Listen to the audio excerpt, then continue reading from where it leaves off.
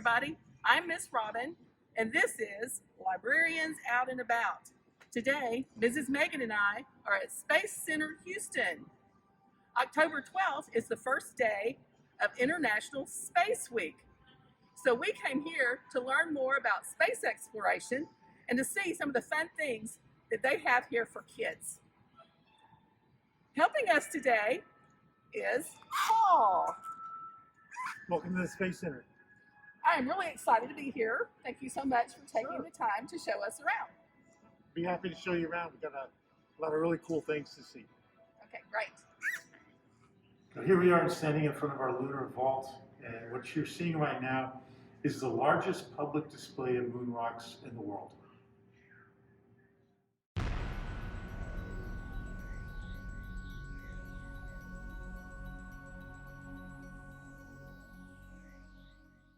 Okay, we're standing inside America's first space station. It's called Skylab. And an interesting fact about Skylab is this is actually a giant fuel tank.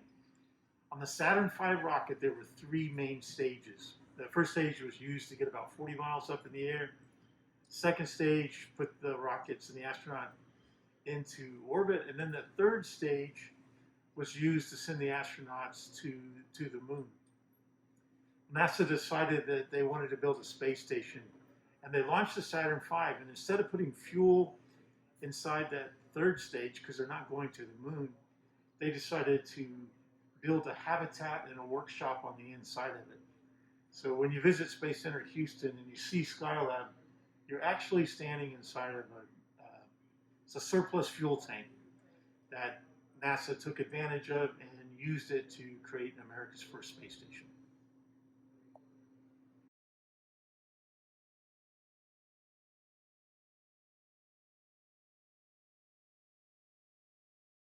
Imagine you always wanted to go to space.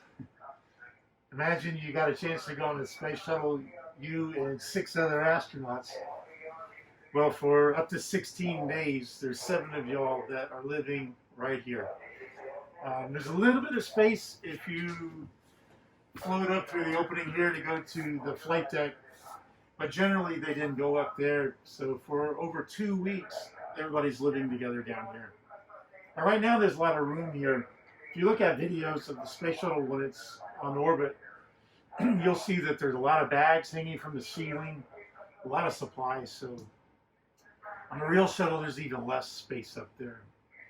But some of the things that I'll show you on the right here are the lockers where they stow equipment and supplies and experiments and clothing.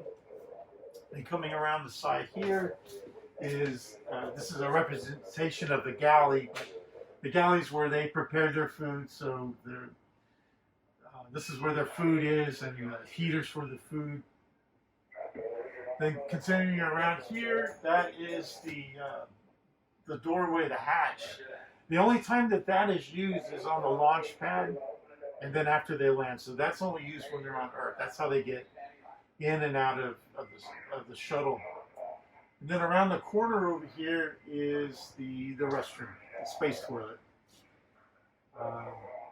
So in space, the only privacy you get would be a little paper curtain that comes across here. And then right here in the middle is the airlock. And this is how the astronauts get outside. So we were talking about being in the payload bay. The astronauts that go outside, they have to go into this airlock. And then on the other side of the airlock is a hatch that goes into space or into the payload bay. So the astronauts would go inside of this airlock, they would close the hatch behind them, and now they're enclosed in this little booth area. And then they help each other out, and they suit up with their spacesuits to go on an EVA. And EVA stands for Extravehicular Activity, which is a fancy way of saying spacewalk. Once they're all set, and then all of the air is pumped out of there, it creates a vacuum, which is relieving all the pressure so that they're ready to go into the vacuum of space. Then on the other side is another hatch, and they'll open that up and then climb outside, and that's how they get into space to do a spacewalk.